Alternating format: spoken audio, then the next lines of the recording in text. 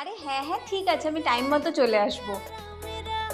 শোনো না, আজকে আমি পার্টিতে যাচ্ছি, তো তুমি আমার জন্য ওয়েট করবে না, খেয়ে দে তাড়াতাড়ি ঘুমিয়ে পড়বে। পার্টিতে তো অনেক ছেলেরাও থাকবে, মদ খাবে, হুক্কা খাবে, বিড়ি সিগারেট।